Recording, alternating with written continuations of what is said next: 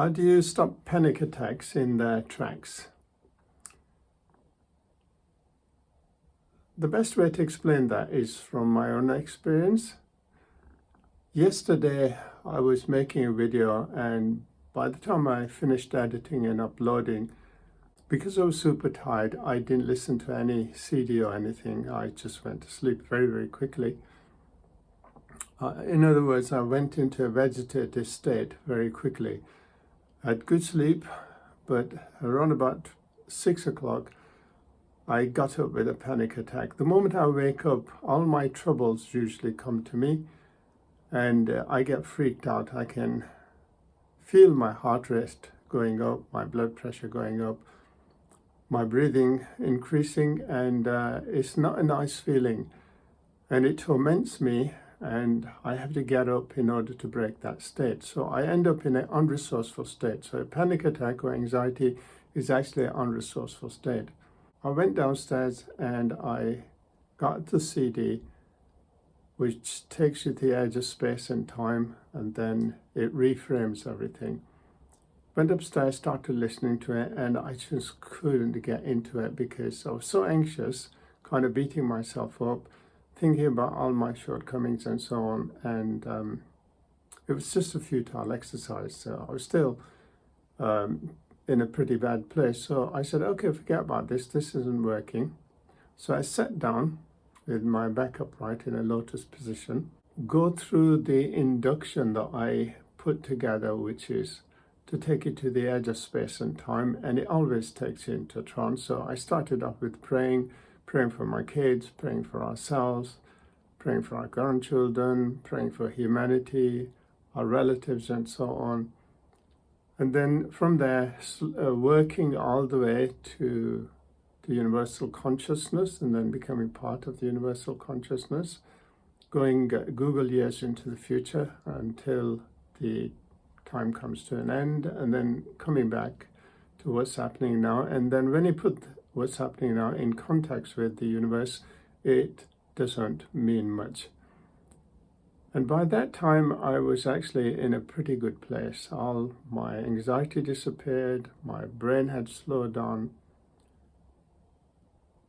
And I said, okay, well, let's see. Instead of just sitting here and trying to go into a further meditative state, see if I can hang on to this state that I've got now, go back into my nice warm bed next to a nice warm body, and see if I can actually make use of that. And so that's what I did. I got back into bed, and I was still in that wonderful, wonderful place. And I said to myself that if I don't like my universe, then I am responsible for creating it. So you have to take ownership. I'm responsible for creating my own universe, and that means that you are in control.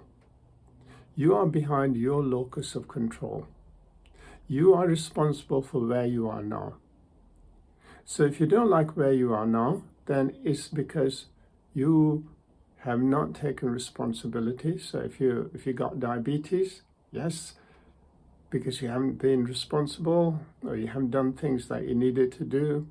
If you have got sight problems or age-related and diabetes compounded sight problems, it's because you haven't taken responsibility.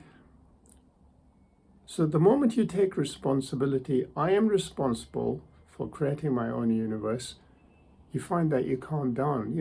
All of a sudden, everything just falls into context.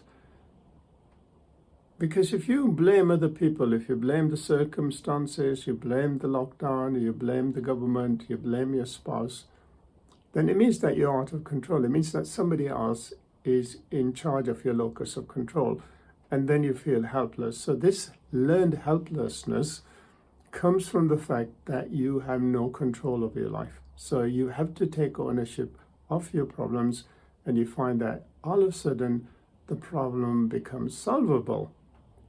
And the other thing I said is that the things that I am beating myself up over, such as planning, managing my time, doing the to-do list, slowly clearing up all of the mountain of stuff that I've got, I am in control of that. I can change that. I can do something about that. Things that I can't do anything about, I have to just accept them as part of life and let them go.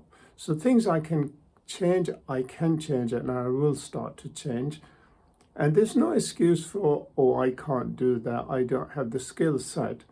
Use Google, for goodness sake. So if you can't even design the first page of a website, then there's loads of information out there that teaches you how to do that.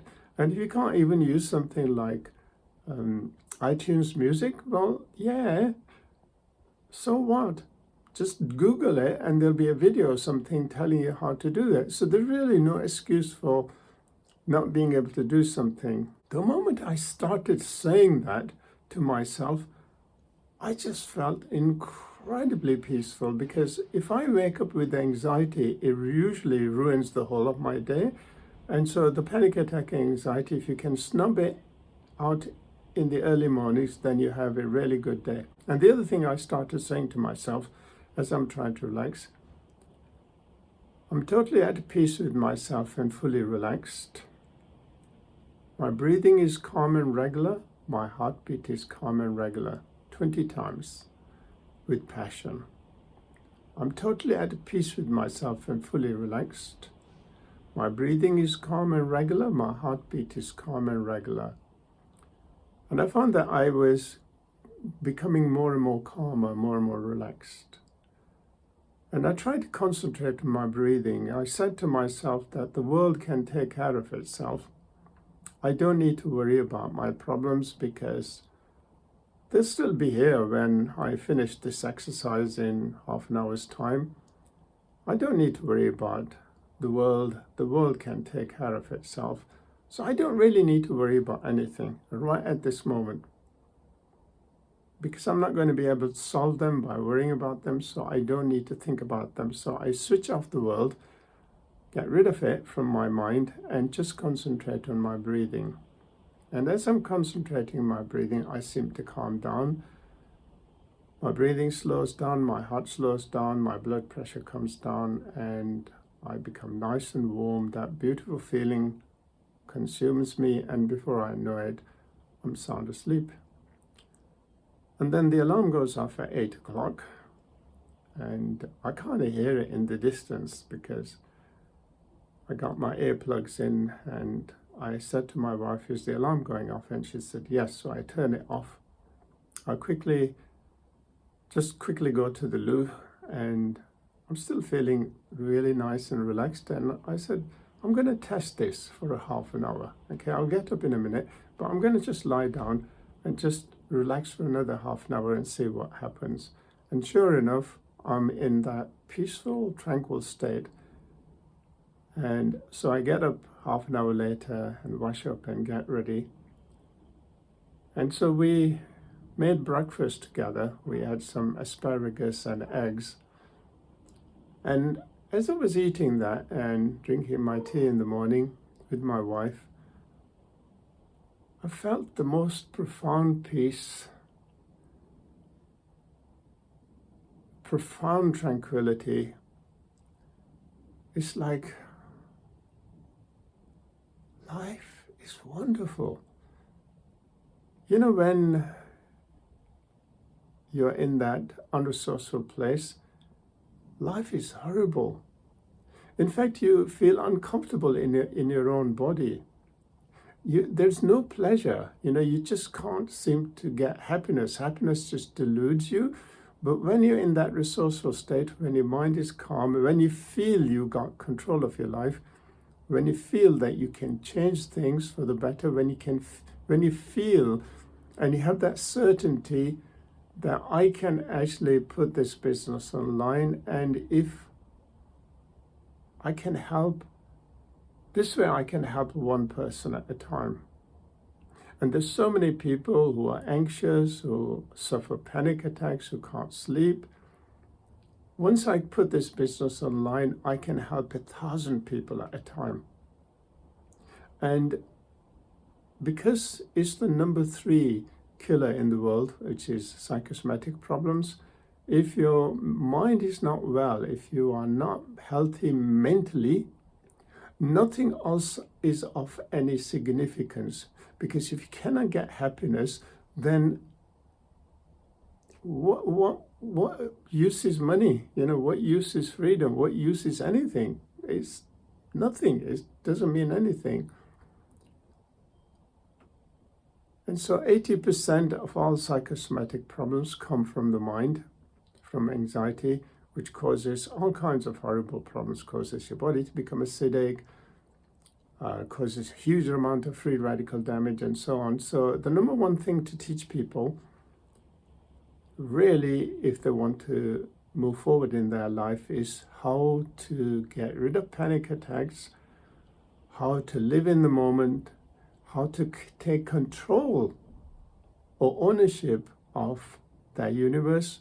If they don't like where they got here, then it's because of, they haven't taken responsibility. You take ownership, half the problem's gone. Come to terms with things you can't deal with, and deal with the things you can, but in a very certain way. You've got to exude certainty. So you have to be very certain that you're going to hit that target, you're going to do something with your life, because challenges will come. Challenges always come. You can't do anything about that. Life will bring challenges. There will be uncertainties. There will be doubt. And you can't have it all wonderful and happy. There's going to be, sad moments in time as well. But as long as you can control your mental state, you can still bring on happiness. You can increase your longevity. You can surmount problems, you can overcome adversity, you can heal your body. Fear actually drives you to doing insane things that don't make sense, whereas being in the moment, having that certainty, living in the now, can make you feel so good, and then you don't make those horrible mistakes, and life just gets better and better. I hope that will help some people. Life is wonderful. Life can be so good if you're in the right mental state. And then you become incredibly productive. So that's all for today.